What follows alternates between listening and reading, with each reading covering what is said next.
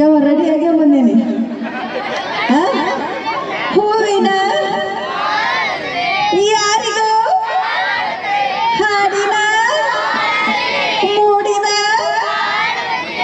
ನಾವು ಹಾಡದ ಬೇಡ್ರಿ ಗುರುಗಳು ಅವ್ರ ಹಾಡ್ಬಿಡ್ತಾರೆ. ಅವ್ರ ಬೆಳತಾನ ಹೌದಲ್ರಿ. ಲಂಗ ಡಾಣ ಮಸ್ತಕ ನಿನ್ನ ಈಕಿ ಫೋನ್ ನಂಬರ್ ತಗೊಂಡು ಏನ್ ಮಾಡ್ತಿದ್ದೆ?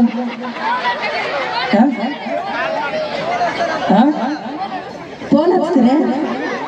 ಅಲ್ಲ, ಎಂತೆಂತ ಹಾಡು ನೀವೇ ಒಂದು ಚೆನ್ನಾಗಿ ವಿಚಾರ ಮಾಡ್ಕೊಂಡ್ಬಿಡ್ರಿ. ಆ ಹಾಡು ನಮ್ಮ ಮನೆಗೆ ಸಂಬಂಧಪಟ್ಟಂತ ಹಾಡು ಇರ್ತಾವ, ನಾವು ಯಾರು ಪರಿಕಲ್ಪನೆ ಮಾಡ್ಕೊಂಡಿಲ್ಲ.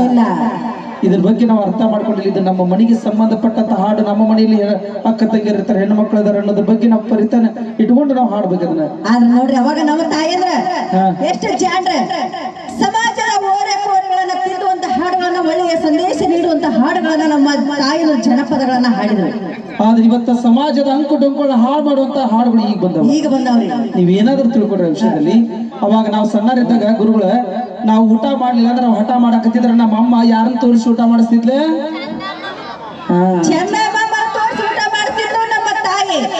ಆದ್ರ ಈಗ ನಮ್ಮ ತಾಯಿಯರು ಯಾರು ತೋರಿಸಿ ಊಟ ಮಾಡ್ಸಕತ್ತೀವ್ರಿ. ಒಪ್ಪಿಡ್ತಾರ್ರಿ, ಸಹಜವಾಗಿ ಒಪ್ಪಿಡ್ತಾರ. ಫೋನ್ ತೋರಿಸಿ ಊಟ ಮಾಡಿಸ್ತಾರ, ಇಲ್ಲ ಟಿವಿ ಮುಂದೆ ಕುಂದಿರ್ತಾರ. ಟಿವಿಯಾಗ ಏನಾರ ಒಂದು ಹುಲಿ ನೋಡಿ ಮನ್ಯಾಗ ಒಂದು ಇಲಿ ಬಂದಿತ್ತಂದ್ರ ಆ ಇಲಿ ಬಡಿಯಾಕ 4 ಮಂದಿ ಕರೆಯುವಂತ ತಾಯಿ ನಾವಾಗಿವ್ರಿ. ಅವಾಗ ನಾವು ಸಣ್ಣರಿದ್ದಾಗ ನಮ್ಮಮ್ಮ ನಮ್ಮ ಬಗಲಾಗಿ